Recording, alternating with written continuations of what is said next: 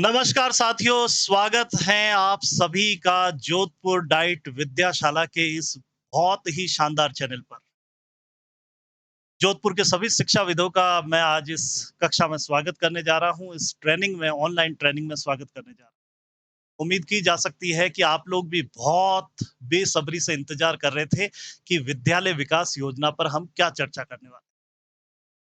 तो सभी शिक्षाविदों को अभिनंदन और स्वागत उनका आज की कक्षा में। हम लोग दोस्तों और सभी हमारे जो अनुभवी साथी हैं, उन सभी से मैं ये निवेदन करूँगा कि हम विद्यालय विकास योजना एक बहुत महत्वपूर्ण विषय पर बात कर रहे हैं और इस पर जोधपुर डाइट विद्याशाला के द्वारा 3 पार्ट्स तैयार किए गए हैं। क्योंकि आप सभी जानते हैं कि विद्यालय विकास योजना में 3 अलग-अलग क्षेत्र रखे गए हैं।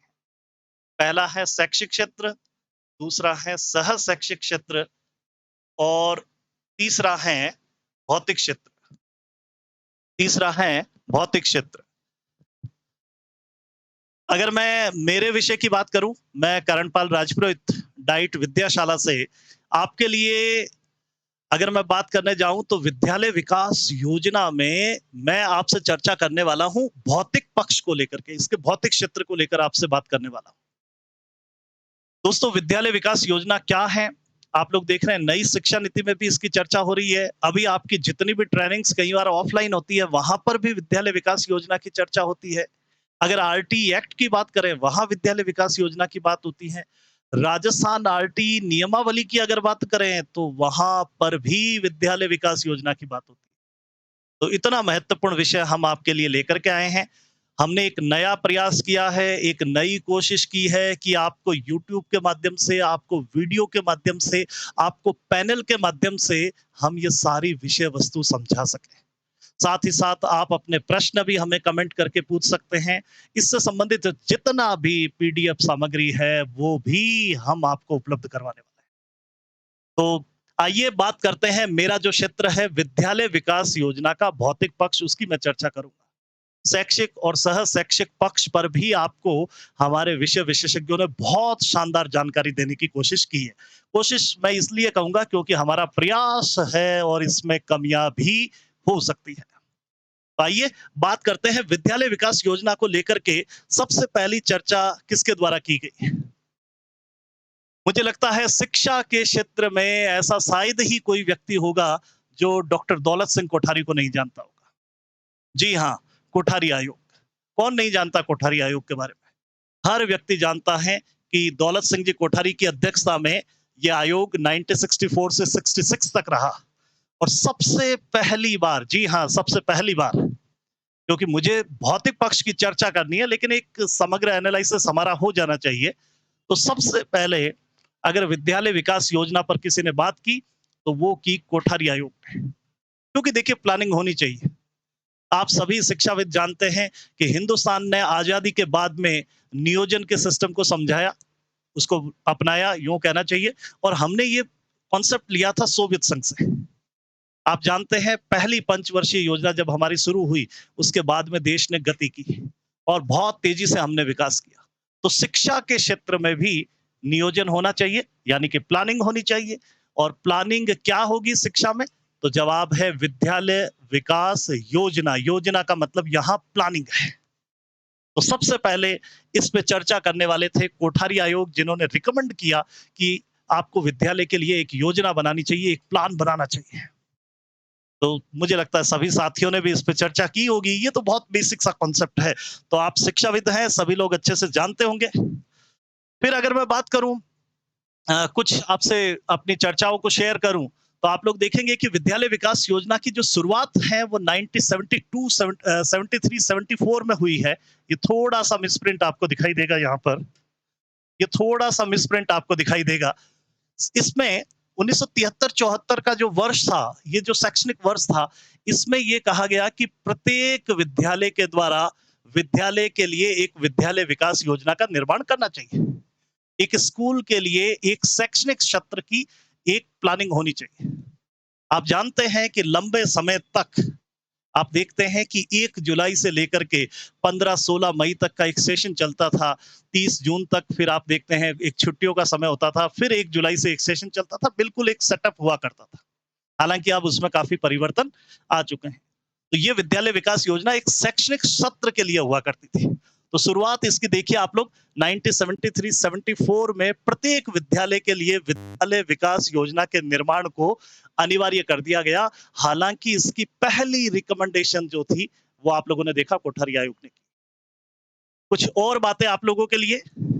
आरंभिक समय में विद्यालय विकास योजना हेतु विद्यालय द्वारा अपनाए जाने वाले कार्यक्रमों को 2 पार्ट्स डिवाइड किया गया था। अल्पकालीन यानी कि शॉर्ट टर्म और दूसरे थे दीर्घकालीन यानी कि लॉन्ग टर्म। तो शुरुआत में अगर हम देखें विद्यालय विकास योजना के कार्यक्रमों को अगर ड्यूरेशन के हिसाब से देखें, हम अगर टाइम पीरियड के हिसाब से देखें, तो इसको 2 पार्ट्स में डिवाइड किया गया, short term and long term. और यदि विद्यालय के लक्ष्यों की चर्चा करें, जिसके लिए हम आज आपसे बात करने के लिए आए हैं, तो वो 3 पार्ट्स थे दोस्तों, शैक्षिक, सहशैक्षिक और भौतिक। तो विद्यालय विकास योजना की शुरुआत होती है दोस्तों 1973-74 से। प्रत्येक स्कूल के लिए इसको अनिवार्य कर दिया जाता है इसी वर्ष में और इसको 3 भागों में बांट दिया जाता है। अगर हम उद्देश्य की बात करें, अगर हम ऑब्जेक्टिव्स की बात करें तो ये देखिए, ये डिसीजन आप लोगों को देखना होगा। लक्ष्य के अनुसार ये 3 भागों में डिवाइड है, शैक्षिक, सहशैक्षिक और भौतिक। और यदि हम बात करें टाइम ड्यूरेशन के अनुसार, तो इसको 2 पार्ट्स में डिवाइड किया गया है, वो है short term and long term. तो मुझे लगता है सभी साथी अभी विद्यालय विकास योजना के इस परिचय को कंपेयर कर रहे होंगे कि हमारे बाकी साथियों ने भी इस पर थोड़ी-थोड़ी बात आपसे की होगी। ये परिचय है, एक एक मुझे लगता है एक व्यू आपके पास में होना चाहिए। चलिए, अब हम बात करते हैं विद्यालय विकास योजना के बारे में कुछ और चीज़ों पर। दोस्तों, नई शिक्षा नीति आ चुकी है और नई शिक्षा नीति के प्रावधानों को अब लागू भी किया जा रहा है। लेकिन आप जानते हैं जो भूमिका 1986 की शिक्षा नीति की हमारे शिक्षा के क्षेत्र में है, उसको कोई नहीं भूल सकता। आप जानते हैं 92 में उसमें थोड़ा-सा करेक्शन भी हुआ, लेकिन लंबे समय तक ये शिक्षा नीति चलती रही। हालाँकि आप सभी लोग जानते हैं और शिक्षा से जुड़े हुए हर व्यक्ति को पता है कि इस शिक्षा नीति के मददगार के रूप में एनसीएफ 2005 भी लंबे समय तक चलता रहा। 1986 की शिक्षा नीति ने हमें बहुत प्रभावित किया। 2020 की नई शिक्षा नीति से पहले का जितना कॉन्सेप्ट है वो 1986 की शिक्षा नीति पर आधारित है। एनसीएफ 2005 जो है उसने इसको सपोर्ट किया। हालांकि आरटी एक्ट के बाद में इसमें और कुछ करेक्शन हुए हैं, लेकिन 1986 की शिक्षा नीति भी ये मानती है कि विद्यालय विकास की एक योजना होनी चाहिए। सोचिए 1973-74 के सेशन में जिसे स्टार्ट किया गया, 1986 की शिक्षा नीति उसका रिकमेंडेशन कर रही है, उसको स्वीकार कर रही है। तो हम बात करते हैं कि विद्यालय विकास योजना के संबंध में राष्ट्रीय शिक्षा नीति 1986 क्या कहती है, इसकी रिकमेंडेशन क्या है। और देखिए, ये शिक्षा नीति भी इसको स्वीकार करती है और कहती है कि कुछ करेक्शन इसमें किए जाए। राष्ट्रीय शिक्षा नीति 1986 के पश्चात नवीन अपेक्षाओं को शामिल करने हेतु निदेशालय के शिक्षण प्रशिक्षण अनुभाग जो टीचिंग से संबंधित हैं, जो टीचर ट्रेनिंग से संबंधित हैं, निदेशालय का जो पार्ट, और एसआईआरटी उदयपुर जो है, उसके शैक्षिक आयोजन और प्रशासन विभाग ने विद्यालय योजना का संशोधित प्रारूप तैयार किया। इसका मतलब आप सभी लोग बड़ी आसानी से समझ सकते हैं कि 1986 की शिक्षा नीति ने भी विद्यालय विकास योजना को अपनाया। न केवल अपनाया, बल्कि आप देखेंगे इस विद्यालय विकास योजना का एक संशोधित फॉर्मेट भी तैयार किया कि किस प्रकार से विद्यालय विकास की योजना को हमें संचालित करना चाहिए। तो एक नया फॉर्मेट जो है वो 1986 की शिक्षा नीति से आया। मुझे लगता है आप में से बहुत सारे लोग सोच रहे होंगे कि क्या 2023 में विद्यालय विकास योजना की बात करनी चाहिए। तो आप लोग ये सोचिए कि जिस चीज का सुझाव 1964-66 में दिया गया, जिसको 1973-74 में अपनाया गया और जिसको 1986 में भी रिलेवेंट माना जा रहा है, इसका मतलब लगभग 20 सालों की अवधि तक तो इसकी प्रासंगिकता थी और 2020 की शिक्षा नीति भी इसे स्वीकार करती है। हालांकि 2020 की शिक्षा नीति में आप लोग देखते हैं एक नया शब्द भी आप लोगों को दिखाई देगा। वो शब्द बड़ा अनोखा है, मिलता जुलता है, लेकिन थोड़ा सा अनोखा है, और वो है विद्यालय कॉम्प्लेक्स योजना। विद्यालय विकास योजना के साथ-साथ आजकल ये शब्द भी बड़ा चर्चा में है, 2020 की शिक्षा नीति में। जिसका मतलब यह है कि जितने भी आस-पास के स्कूल हैं, वो मिलकर के एक कॉम्प्लेक्स के रूप में काम करेंगे और अपने टीचर्स को, अपने संसाधनों को और अपनी अन्य जितनी भी सुविधाएँ हैं, उनको एक्सचेंज करेंगे। तो इससे स्कूल जो है वो एक कॉम्प्लेक्स के रूप में काम करेगा, एक क्लस्टर के रूप में काम करेगा। तो इसका मतलब ये है कि विद्यालय विकास योजना का कॉन्सेप्ट 1964-66 में भी उपयोगी था, 1986 में भी उपयोगी था। हालाँकि इसके फॉर्मेट में कुछ करेक्शन किए गए, हम इसका फॉर्मेट भी देखने वाले हैं। और ये भी आपको पता लगेगा कि 2020 की शिक्षा नीति तक भी ये महत्वपूर्ण है। और शायद यही वो कारण होंगे जिसकी वजह से हम 2023 में आपसे इस पर चर्चा कर रहे हैं और जितने भी हमारे संभागी है जिसमें आप सभी कैटेगरीज में हम लोग आप लोगों को देखते हैं, अलग-अलग लोग हमारे से मिलते हैं, हम सभी को इसकी ट्रेनिंग दे रहे हैं। इसका मतलब आप समझ सकते हैं कि इसका महत्व कितना है। तो 1986 तक तो कोई भी आपको दिक्कत नहीं है। शिक्षा का मूल अधिकार दोस्तों, अभी आप देखते हैं दिन-ब-दिन हम शिक्षा के मूल अधिकार से परिचित होते रहते हैं। 2009 का ये जो आप लोग अधिनियम देखते हैं, ये सबसे नया कानून है जो कि हमारी शिक्षा की संरचना को प्रभावित करता है। मुझे तो पता नहीं क्यों ऐसा लगता है कि आप लोगों के मन में ये आ रहा होगा कि चलो 1986 की शिक्षा नीति तो ठीक है, लेकिन क्या आरटी एक्ट में भी विद्यालय विकास योजना का उल्लेख है क्या? ये आप लोग जानने की कोशिश कर रहे होंगे, आपके मन में यह विचार आया होगा, चाहे अधिकारी वर्ग के हमारे कोई साथी हो और चाहे शिक्षक वर्ग में हो। सभी सोच रहे होंगे कि क्या आरटी एक्ट में भी इसका प्रावधान है? जी हाँ दोस्तों, ये देखिए, शिक्षा का मूल अधिकार अधिनियम 2009 क्या कहता है? शिक्षा का मूल अधिकार अधिनियम 2009 के अध्याय 4 में, चैप्टर नंबर 4 में देखिएगा, चैप्टर नंबर 4 जिसका शीर्षक विद्यालयों और शिक्षकों के उत्तरदायित्व हैं, में धारा 22 में विद्यालय विकास योजना को तैयार करने के संबंध में प्रावधान किया गया है।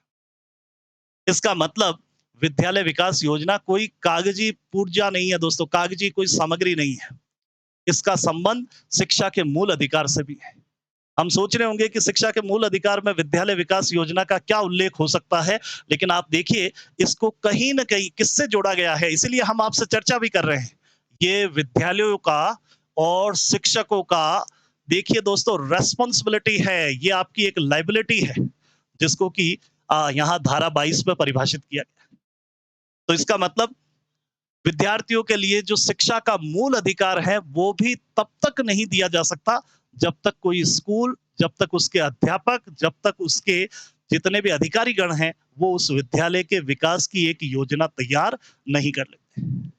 इससे बचा भी नहीं जा सकता, क्योंकि अगर हम आरटी एक्ट में देखें, तो ये कार्य नहीं है।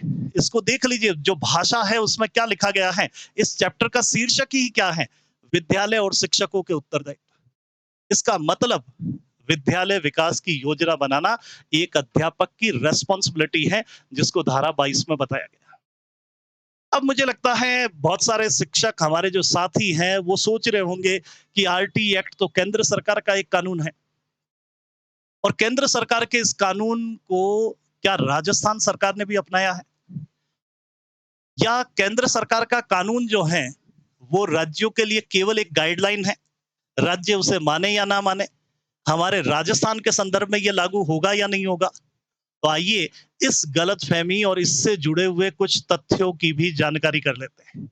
ये तो भारत सरकार का एक कानून है, तो आइए ये देखिए, भारत सरकार का जो आरटी एक्ट 2009 है, उसी की पालना में राजस्थान सरकार ने भी नियमावली तैयार की।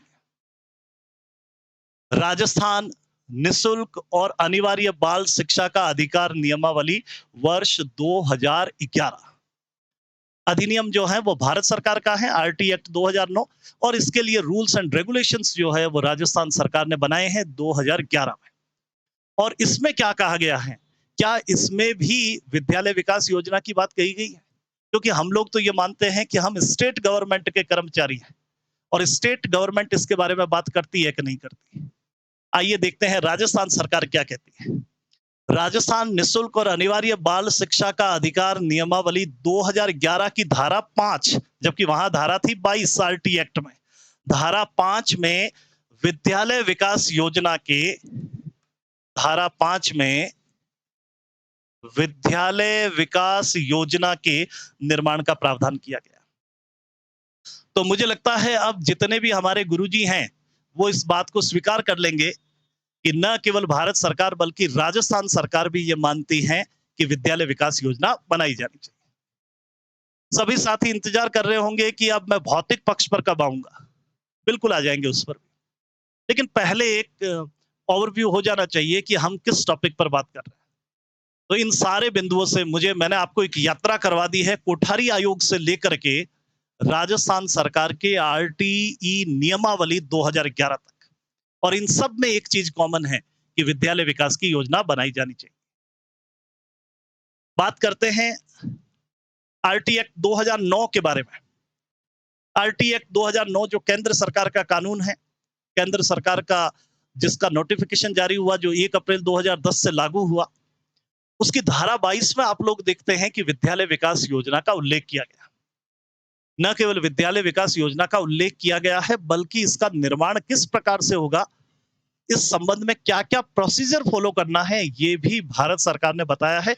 स्टेट टू स्टेट इसमें डिफरेंसेस हैं, बट भारत सरकार क्या कहती है वो हमें जानना जरूरी है। आइए देखते हैं इस संबंध में क्या चर्चा हो सकती है। आरटी एक्ट 2009 और राजस्थान सरकार की नियमावली, दोनों को अगर मैं मिक्स करूं और दोनों के प्रावधानों को एक कॉमन रूप में आपके सामने पेश करूं, तो देखिए क्या निकलता है। आरटी एक्ट 2009 और राजस्थान सरकार की नियमावली 2011 के प्रावधानों के अनुसार एसएमसी जो है, विद्यालय प्रबंध कमेटी जो है, की कार्यकारी समिति, जो एग्जीक्यूटिव उसकी कमेटी है, विद्यालय विकास समिति की जो कार्यकारी समिति है, विद्यालय के विकास के लिए एक 3 वर्षीय योजना बनाएगी। ये आरटी एक्ट में लिखा हुआ है दोस्तों, एक 3 वर्षीय योजना बनाएगी, और वो भी एसएमसी की कार्यकारी कमेटी, जिसमें आप लोग जानते हैं कि अध्यक्ष के रूप में अभिभावक में से लिया जाता है, और आप जानते हैं कि उसके सचिव जो होते हैं वो विद्यालय के प्रधानाध्यापक जी होते हैं। तो ये जो कार्यकारी समिति है, ये विद्यालय के विकास के लिए 3 ईयर प्लान बनाएगी, ये हमारी आरटी एक्ट कहती है, और जिसमें 3 वार्षिक योजनाएं होगी, एक वर्ष की 3 योजनाएं होगी। तो ये एक दीर्घकालीन त्रिस्तरीय कार्यक्रम होगा, त्रिवर्षीय कार्यक्रम होगा, माफ कीजिए, और इसमें एक वर्ष की 3 योजनाएं होगी। और ऐसी योजना कार्यकारी समिति के अध्यक्ष और सचिव द्वारा हस्ताक्षरित होने के बाद में ये उस समय का प्रावधान है, ब्लॉक प्रारंभिक शिक्षा अधिकारी के समक्ष प्रस्तुत की जाएगी। तो ये आरटी एक्ट में उस वक्त 2009-10 में लिखा गया, राजस्थान सरकार ने 2011 में इसको लिखा। इसका मतलब दोस्तों इसमें पूरा प्रोसीजर भी बताया गया। तो इसमें दीर्घकालीन स्वरूप में 3 वर्षीय कार्यक्रम है और एक वर्ष की 3 उप योजनाएं होगी। ये तो कानून की बात हुई। अब आप में से बहुत सारे साथी सोच रहे होंगे कि हमें प्रैक्टिकली आप क्या बताने की कोशिश कर रहे हैं। कानून तक तो सारी बात समझ आ रही है, लेकिन अगर हम विद्यालय विकास योजना बनाना चाहें, तो क्या इस ट्रेनिंग से हमें कोई मदद मिल सकती है? क्या आप हमें गाइड कर सकते हैं कि हमें क्या करना चाहिए, क्या नहीं करना चाहिए? क्या ये केवल एक औपचारिकता मात्र है? अगर हम विद्यालय विकास योजना वास्तव में बनाना चाहते हैं, प्रैक्टिकली इसको लागू करना चाहते हैं, तो क्या आपकी ट्रेनिंग हमें कुछ मदद कर सकती है? आप कुछ सुझाव दे सकते हैं?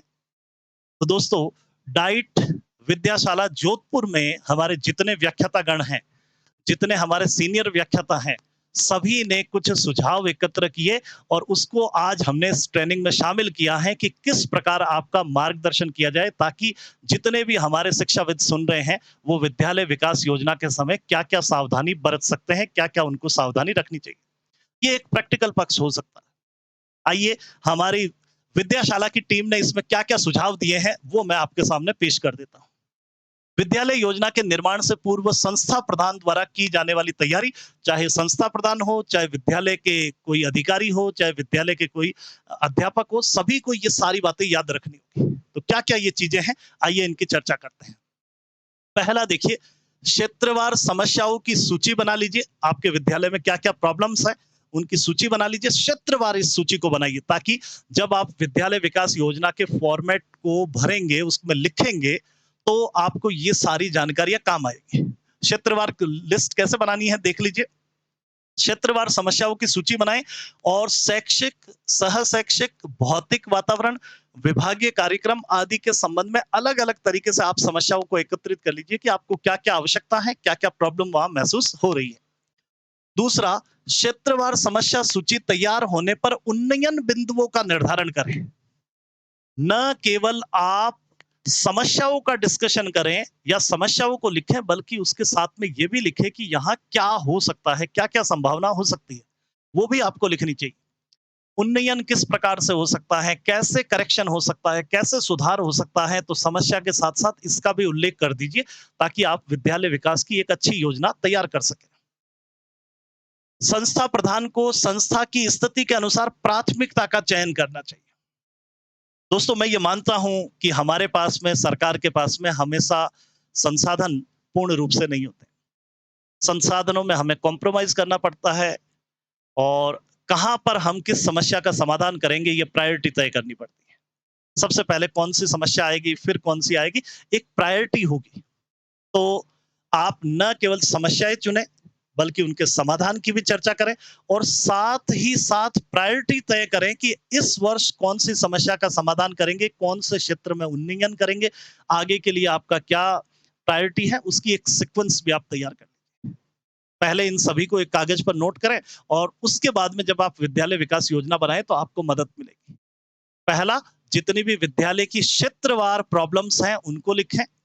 नंबर 2 पर आप काम कर सकते हैं कि उसमें क्या-क्या करेक्शन हो सकते हैं, क्या-क्या उसमें परफॉर्मेंस को अच्छा किया जा सकता है, उन्नयन के क्या-क्या बिंदु हो सकते हैं, उनको लिखें और फिर आप देखें प्रायोरिटी कि इस वर्ष हमने क्या करना है।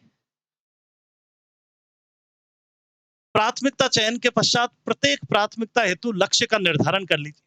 अगर आपने प्रायोरिटी तय कर ली है, तो इस वर्ष आप कितना लक्ष्य पूरा करेंगे या क्या लक्ष्य आपने रखा है, उस लक्ष्य को निर्धारित कर दीजिए ताकि आप अपना मूल्यांकन ढंग से कर सकें। और अंतिम बिंदु है विद्यालय विकास योजना का एक आदर्श प्रारूप आपके सामने होना चाहिए। ये तैयारी आपके सामने होनी चाहिए क्योंकि इसके फिर आप विद्यालय विकास योजना नहीं बना पाए। तो एक फॉर्मेट आप लोगों को तैयार होना चाहिए कि अच्छा विद्यालय विकास योजना का ये फॉर्मेट है, ये तैयारी आपको करनी चाहिए। तो ये जोधपुर विद्याशाला की डाइट के जितने भी हमारे व्याख्याता और सीनियर व्याख्याता हैं, सभी के सुझाव के आधार पर आपके लिए 5 बिंदु तैयार किए गए। अब मुझे लग रहा है सारे लोगों का यही एक प्रश्न आने वाला है कि विद्यालय विकास योजना का एक परफेक्ट फॉर्मेट क्या होगा? ये बता दीजिए।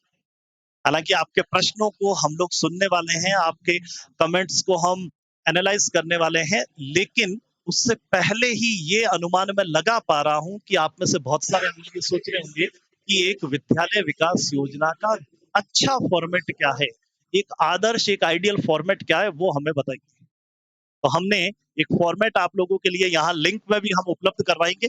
ये विद्यालय विकास योजना का एक फॉर्मेट है, जिसका पूरा जो फॉर्मेट है वो तो हम आपको लिंक में यहाँ उपलब्ध करवाएँगे, लेकिन इस प्रकार से ये सारी सूचनाएँ आप लोगों को भरनी है। ये देखिए दोस्तों, विद्यालय योजना निर्माण का एक प्रारूप जिसमें विद्यालय संबंधी सूचना है। ये सेशन वाइज़ होगी तो यहाँ आप सेशन लिख सकते हैं, विद्यालय का नाम, विद्यालय का स्थान, इसकी अवस्थिति क्या है, लोकेशंस क्या हैं, पंचायत, पंचायत समिति, विधानसभा क्षेत्र, ये पूरा का पूरा ये व्यवस्था। अच्छा रहेगा कि यहाँ एक विद्यालय का फोटो भी लगा दिया जाए, विद्यालय के इतिहास को भी इसमें लिखा जाए और फिर आप चर्चा करेंगे कि विभिन्न क्षेत्रों में विद्यालय की प्रॉब्लम्स क्या हैं और उसके लक्ष्य क्या हैं और सुधार क्या करने चाहिए। तो ये पूरा फॉर्मेट भी हम आपको उपलब्ध करवाने वाले हैं। ये देखिए, इस फॉर्मेट में क्योंकि हमने केवल ये पीडीएफ में थोड़ा-सा आप लोगों को शायद दिक्कत हो सकती है, इसीलिए हमने केवल 1 पेज रखा है। ये थोड़ा-सा इसको जैसे ही हम बड़ा करने की कोशिश करते हैं, तो ये थोड़ा-सा फॉर्मेट जो है ना, ये बिखर जाता है। इसीलिए इसको हमने 1 पेज को फॉर्मेट में यहाँ पे रखा है। बाकी इसमें क्या होगा।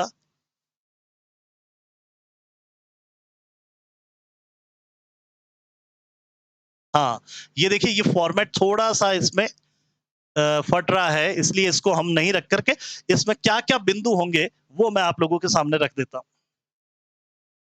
ये देखिए, विद्यालय विकास योजना के विभिन्न प्रकार के शीर्षक और उपशीर्षक, बिल्कुल एक फॉर्मेट रूप में हम आपको उपलब्ध करवाने वाले हैं। लेकिन मैं चर्चा कर लेता हूँ वो क्या-क्या बिंदु होने वाले हैं। ये देखिए, विद्यालय का संक्षिप्त इतिहास, और कब प्राइमरी था, कब अपर प्राइमरी बना, कब उसको आपने माध्यमिक या उच्च माध्यमिक में परिवर्तित किया, ये सारे बिंदुवार उल्लेख आपको करने हैं। ये देखिए यहाँ तक तो इसमें दिया हुआ भी है। स्थापना की तिथि, उच्च प्राथमिक, माध्यमिक, इस प्रकार से ये पूरा इतिहास इसमें आने वाला है। फिर संस्था प्रधान जी का नाम, विद्यालय में नामांकन कक्षावार और आयु वर्गवार, जो कि हम लोग लगभग सितंबर माह में भेजते ही रहते हैं, लगभग होता ही है ये। अनुसूचित जाति, जनजाति, अल्पसंख्यक वर्ग के छात्र और छात्रा का कक्षावार और आयु वर्गवार उल्लेख, ताकि हमें अपनी योजना को अच्छे से हम आइडेंटिफाई कर सके। तो ये सारा रिकॉर्ड इसमें लिखा जाएगा। शिक्षक जितने भी विद्यालय में कार्यरत हैं, उनके प्रोफाइल, उनकी योग्यता, उन्होंने कौन सा प्रशिक्षण किया है, इस संबंध में जानकारी। फिर देखिएगा विद्यालय भवन संबंधी संपूर्ण विवरण, क्योंकि डाइस कोड भरते वक्त हम लोगों को ये सारी जानकारी होती है, तो ये सारा विवरण आपको उसमें भरना है। खेल के मैदान, फिर बात करते हैं विद्यालय में पुस्तकालय की सुविधा क्या है, विद्यालय में दैनिक, साप्ताहिक, पाक्षिक, द्विमासिक, त्रैमासिक और अन्य प्रकार की पत्र पत्रिकाओं की सूची, परीक्षा का परिणाम, जो कि बहुत महत्वपूर्ण पार्ट है, क्योंकि जब आप शैक्षिक क्षेत्र में विद्यालय विकास योजना बनाएंगे तो वहां परीक्षा का परिणाम बहुत महत्व रखने वाला है। तो परीक्षा परिणाम के बारे में भी आपकी जानकारी, सत्र में उपलब्ध कार्य दिवसों की संख्या और विद्यालय में आर्थिक संसाधन, ये सारे बिंदुवार आप लोगों को इस फॉर्मेट में मिलने वाले हैं। तो मैंने केवल आपको फ्रंट पेज जो था वो विद्यालय विकास योजना का प्रस्तुत किया, और बाकी उसके शीर्षक जो है मैं आपके सामने रखता चला रहा हूं।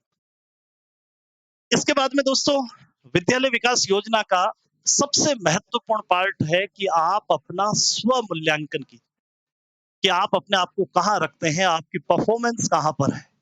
और उसके 3 आधार रखे गए हैं। स्व मूल्यांकन प्रपत्र, जो कि विद्यालय विकास योजना का ही एक पार्ट है, और इसके 3 पार्ट हैं: शैक्षिक पक्ष, सह शैक्षिक पक्ष और भौतिक पक्ष। तो दोस्तों, अब जाकर के मैं उस बिंदु पर पहुंचा हूं जिसके लिए मैं आपके सामने आया हूं, और मेरा जो पार्ट है वो है भौतिक पक्ष।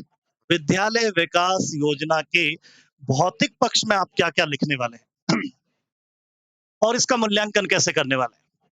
मुझे लगता है हमारे 2 शिक्षाविदों ने बहुत ही अच्छे तरीके से आप लोगों का मार्गदर्शन कर चुके हैं। मेरा इसमें तीसरा स्थान रहा है, तो मैं तीसरे नंबर पर आपसे भौतिक पक्ष की चर्चा कर रहा हूँ। तो आप लोग जरूर इसमें हमें कमेंट करके बताइएगा कि शैक्षिक पक्ष के बारे में आपकी जानकारी कितनी बड़ी है, क्योंकि हमारे बहुत ही अच्छे डाइट के जो आप लोग देखते हैं कि व्याख्यातागण हैं, उन्होंने आपका मार्गदर्शन इन दोनों विषयों पे किया है, शैक्षिक पक्ष पर और सह शैक्षिक पक्ष। मैं आपसे चर्चा कर रहा हूँ तीसरा पक्ष, जो कि है भौतिक पक्ष। भौतिक पक्ष नाम आते ही हमें याद आता है कि हमारे विद्यालय में क्या-क्या संसाधन हैं, उनमें किस प्रकार से डेवलपमेंट किया जा सकता है, उनमें किस प्रकार से सुधार किया जा सकता है।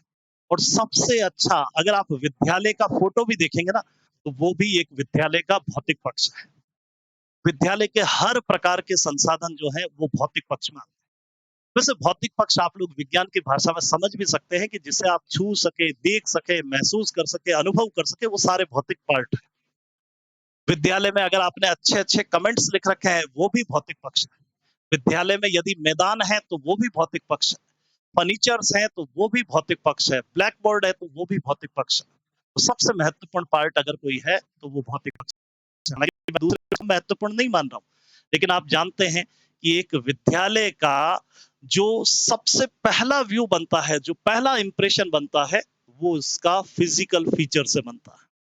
तो मैं इसी पर आपसे चर्चा करने के लिए आपके साथ में हूं पिछले कुछ समय से। तो हम बात करते हैं कि जब हम विद्यालय विकास योजना के फॉर्मेट को फिलअप करना शुरू करते हैं, तो अंत में वहां पर एक लाइन लिखी हुई आती है, और वो है स्व मूल्यांकन प्रपत्र, जिसको 3 पार्ट्स में डिवाइड किया गया है: शैक्षिक, सह शैक्षिक और भौतिक पक्ष। आइए बात करते हैं कि भौतिक पक्ष में क्या होने वाला है। ये देखिए, विद्यालय विकास योजना का भौतिक पक्ष किन बिंदुओं से मिलकर के बना है, आइए उसके बारे में बात करते हैं। सबसे पहला बिंदु देखें, कक्षा कक्ष की स्थिति और उपलब्धि। आपके विद्यालय में कितने कक्षा कक्ष हैं, उनकी क्या स्थिति है, उनमें क्या दिक्कतें आ रही हैं, उनकी वर्तमान स्थिति में किस प्रकार सुधार हो सकता है, ये जितनी भी बातें हैं ये आती हैं कक्षा कक्ष की स्थिति और उपलब्धि में। दूसरा देखें, विद्यालय में उपलब्ध शौचालय तथा उसकी उपलब्धि। आप में से बहुत सारे साथी जो अभी विद्यालयों में कार्यरत हैं, आप देखते होंगे सम्मेलन कार्यक्रम में डाइट से और अन्य हमारे जितने भी शिक्षा के अधिकारी हैं, जिला शिक्षा से जुड़े हुए, वो सभी आजकल जब आते हैं, तो सम्मेलन में आप देखिए, आप शौचालय संबंधी एक अलग ही प्रश्नावली आप लोगों को दिखाई देगी, कि विद्यालय में शौचालय की क्या स्थिति है और उसमें बड़े बिंदु दे रखे हैं, कि वो अभी फंक्शनिंग में है या नहीं, क्या उसमें पानी की व्यवस्था है या नहीं। तो सरकार भी आजकल सम्मेलन के माध्यम से इसको जाँचने की कोशिश कर रही है। तो विद्यालय विकास योजना में आप ये लिखें और सम्मेलन में भी यदि ऐसा कोई आपका फंक्शनिंग में नहीं है तो उसकी जानकारी दें, तो उस संबंध में आपको आगे से मदद मिल सके। तो ये भी आप भौतिक पक्ष में एक बड़ा पॉइंट मान सकते हैं और आजकल सम्मेलन 2.0 में तो आप लोग देख रहे हैं, इस पे बहुत चर्चा हो रही है। विद्यालय में पेयजल की व्यवस्था और उपलब्धि, ये भी आप में से बहुत सारे साथी सोच रहे होंगे कि सम्मेलन में ये भी आजकल बड़ा पूछा जाता है, कि आपके विद्यालय में पानी की, पेयजल की क्या व्यवस्था की गई है?